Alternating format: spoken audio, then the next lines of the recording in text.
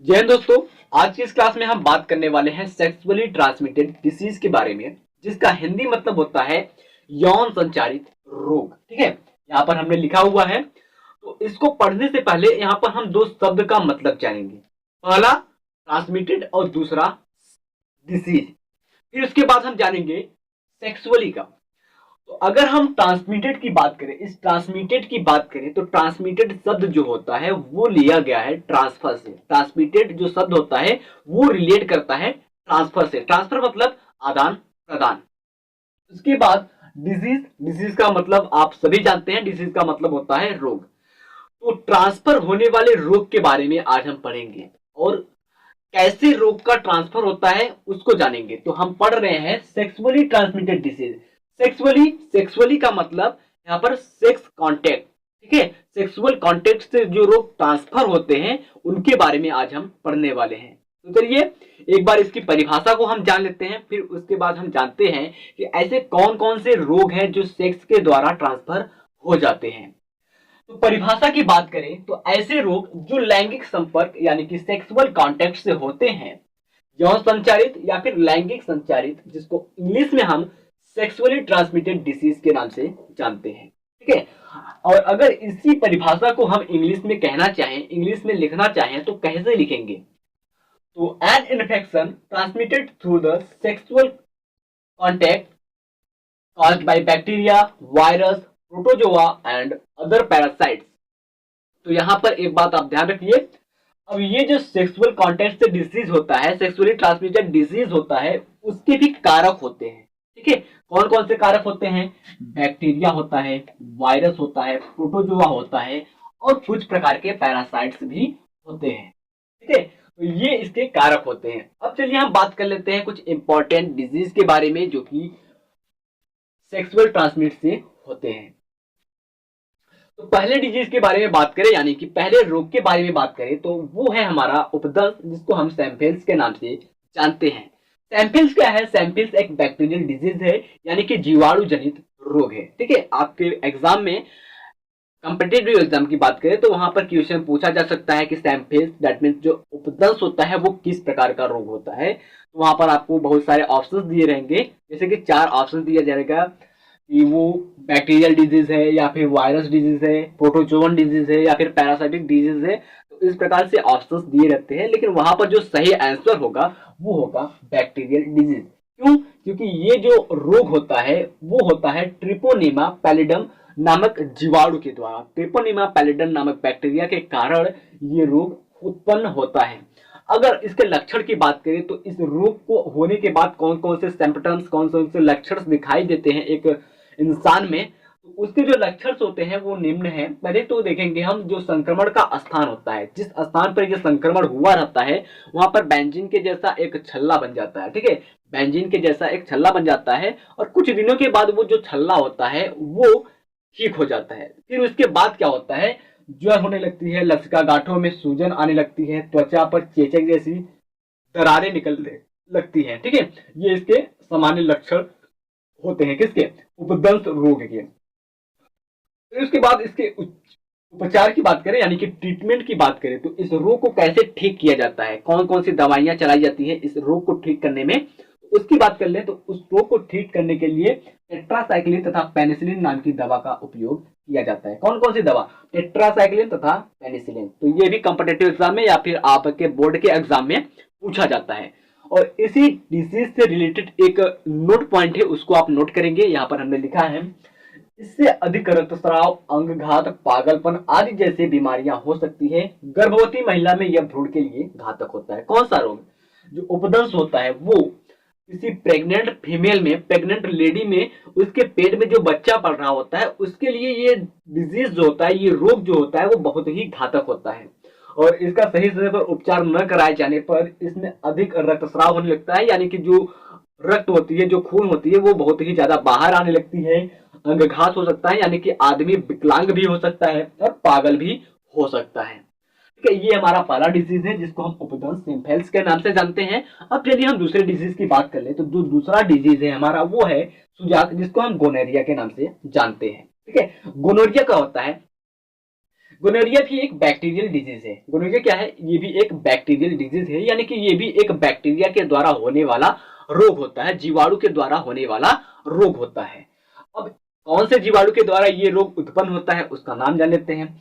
वो है नाइसेरिया गोनोरी। ठीक है, नाइसेरिया गोनोरी इस नाम का एक जीवाणु पाया जाता है, बैक्टीरिया पाया जाता है, जो कि सुजाक नामक रोग को उत्पन्न करता है।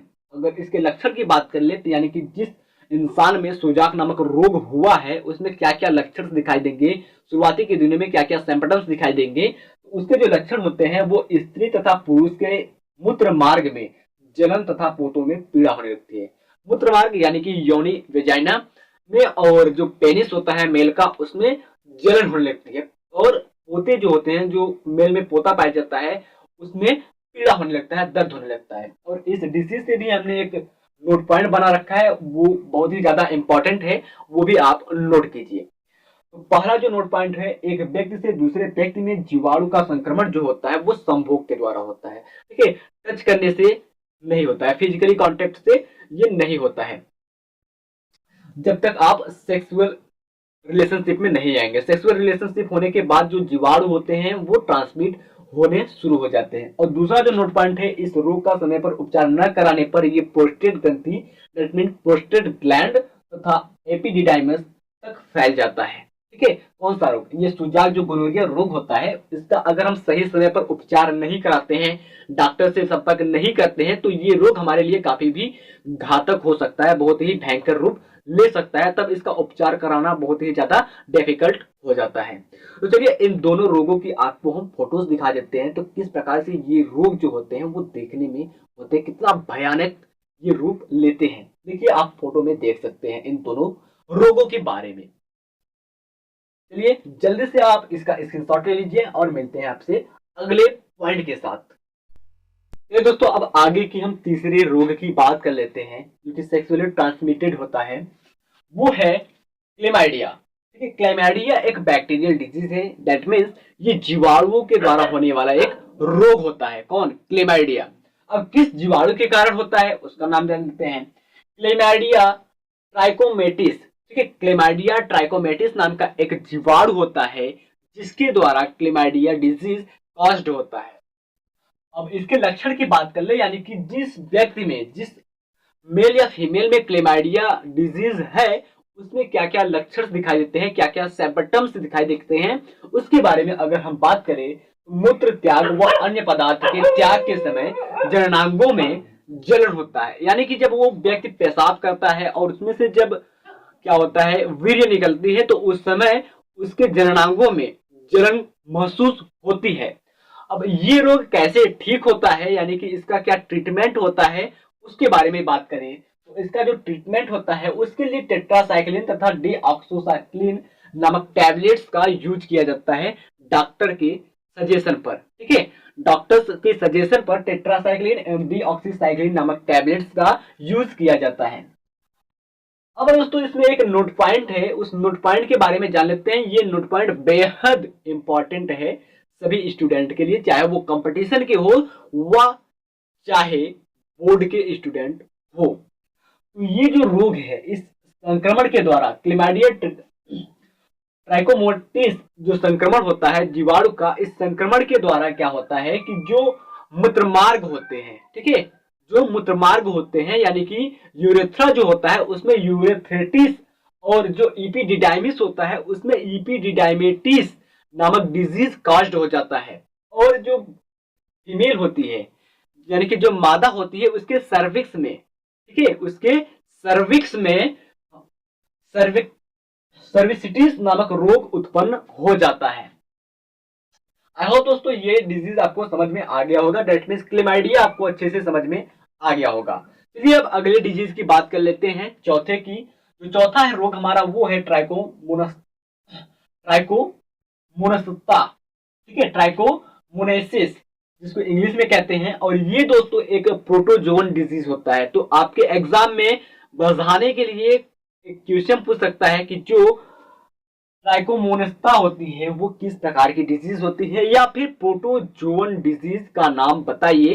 तो ऑप्शन में 4 डिजीज दिए रहेंगे जो कि सेक्सुअली ट्रांसमिटेड होंगे, तो उसमें से एक ऑप्शन सही रहता है, तो उसका नाम आप बताएंगे ट्राइकोमोनास्ता। ठीक है, तो चलिए दोस्तों इस तो जान लेते हैं कि ये किस प्रोटोजुआ के कारण होता है। ठीक है, इसका कारक क्या है। इसका कारक है ट्राइकोमोनास वेजाइनलिस। ठीक है, ट्राइकोमोनास वेजाइनलिस नामक का प्रोटोजुआ होता है जिसके कारण ये रोग उत्पन्न होता है। और इसके अगर हम लक्षण की बात करें तो कौन से लक्षण इसमें दिखाई देते हैं, तो इसके जो लक्षण होते हैं यौन स्राव, यानी कि वेजाइनल डिस्चार्जेस के समय वहां से दुर्गंध आती है, बदबू आती है बहुत बेकार किस्म की। वुल्वा में जलन एवं खुजली होने लगती है। अगर आप वुल्वा के बारे में नहीं जानते हैं तो मैं आपको थोड़ी सी बता देता हूं। जो वुल्वा है उसको हिंदी में भंग कहते हैं और ये फीमेल का एक्सटर्नल रिप्रोडक्टिव सिस्टम होता है। अगर आपने फीमेल के एक्सटर्नल रिप्रोडक्टिव सिस्टम के बारे में नहीं पढ़ा है तो हमारे चैनल पर इस पर एक वीडियो बनाकर हमने अपलोड कर दिया है, आप वहां से जाकर के उस वीडियो को देख सकते हैं।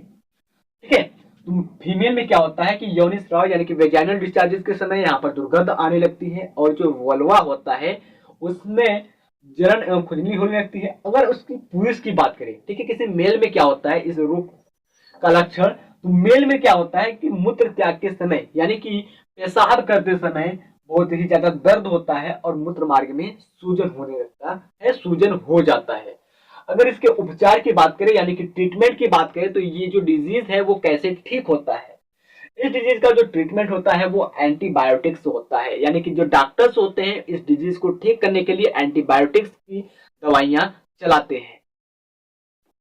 फिर उसके बाद 5वां रोग है सेक्सुअली ट्रांसमिटेड डिजीज की सीरीज में, वो है जेनाइटल हर्पीज। ठीक है, जेनाइटल हर्पीज जो कि एक वायरस डिसीज है, यानी कि वायरस के द्वारा उत्पन्न होने वाला रोग है। ठीक है, वायरस के द्वारा उत्पन्न होने वाला रोग है जो कि बहुत ही भयंकर रोग होता है। तो इसका जो कारक होता है यानी कि किस वायरस के द्वारा ये रोग उत्पन्न होता है उसका नाम अगर हम बताएं आपको, वो होता है हर्पिज सिम्प्लेक्स वायरस सेकेंड। ठीक है, हर्पिज सिम्प्लेक्स वायरस सेकेंड।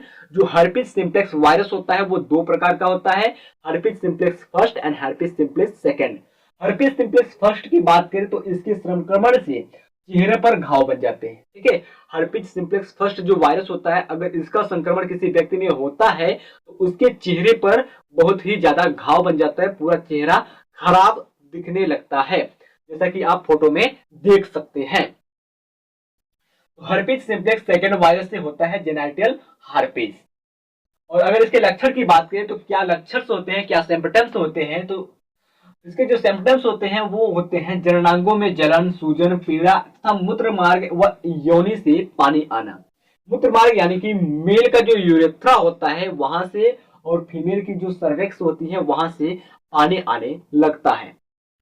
और इसके उपचार की बात करें यानी कि ट्रीटमेंट की बात करें तो इसका ट्रीटमेंट क्या होता है। इसका ट्रीटमेंट में एसाइक्लोविर नामक टैबलेट्स का उपयोग किया जाता है। ठीक है, कौन सा टैबलेट, एसाइक्लोविर नामक टैबलेट्स होती है, इसका उपयोग किया जाता है जेनिटल हार्पिस रोग के ठीक करने के लिए। चलिए अगर हम डिसीज की सीरीज में बात करें, अगले डिसीज जो कि नंबर 6वां है वो है जननांग पर मस्सा यानी कि जेनिटल रेस्ट।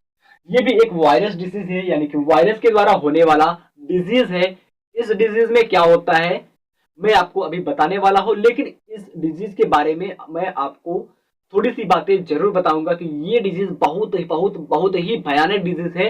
भगवान न करे कि ये रोग कभी किसी को हो। तो इसका जो कारक होता है यानी कि जो जननांगों पर मस्सा निकलते हैं वो किस वायरस के कारण निकलते हैं उसका नाम बता दूं हम आपको, ह्यूमन पेपिलो ह्यूमन पेपिलोमा वायरस यानी कि एचपीवी नामक वायरस होता है, जिसको फुल फॉर्म में हम कहते हैं ह्यूमन पेपिलोमा वायरस। इस वायरस के कारण ये रोग उत्पन्न होता है। इसका जो लक्षण होता है, इसका जो सिम्पटम्स होता है वो क्या होता है कि जो फीमेल की वेजाइना होती है, ठीक है, फीमेल की वेजाइना होती है यानी कि जो योनि होती है तथा जो सर्विक्स होती है, ठीक है, योनि और सर्विक्स में मस्से निकल आते हैं यानी कि मांस के जैसे गत्थे बन जाते हैं, जैसा कि आपका अगर हम फिगर में दिखाएं तो काफी भयानक होता है।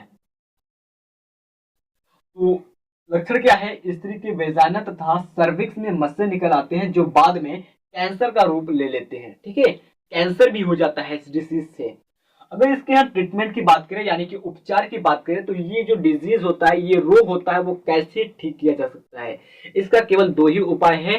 पहला सबसे बढ़िया उपाय, लेजर ट्रीटमेंट के द्वारा इसको गलाकर निकाल दीजिए, या फिर आप टैबलेट्स का यूज कीजिए, अल्फा इंटरफेरॉन। ठीक है, अल्फा इंटरफेरॉन टैबलेट्स के द्वारा भी इसको ठीक किया जा सकता है। मेरे हिसाब से अगर आप लेजर ट्रीटमेंट कराते हैं तो बेस्ट रहता है इस डिजीज के ट्रीटमेंट में। तो अगला डिजीज जो हम पढ़ेंगे वो पढ़ेंगे HIV, कि वायरस से होने वाला एड्स। ठीक है, एक्वायर्ड इम्यून डिफिशियंसी सिंड्रोम के बारे में हम पढ़ेंगे, और पढ़ेंगे हम हेपेटाइटिस के बारे में। आई होप दोस्तों ये जो वीडियो बनाया है मैंने सेक्सुअली ट्रांसमिटेड डिजीज के बारे में, वो आपको अच्छे से समझ में आ गया होगा। सो दोस्तों वीडियो अच्छा लगा है और अच्छे से समझ में आया है तो प्लीज वीडियो को लाइक कर दीजिए, और चैनल पर नए हैं तो प्लीज चैनल को सब्सक्राइब करके बेल आइकन को प्रेस कर लीजिए ताकि अगले वीडियो का नोटिफिकेशन आपके पास पहुंच सके। मिलकर आपसे नेक्स्ट वीडियो में, तब तक के लिए जय हिंद, जय भारत।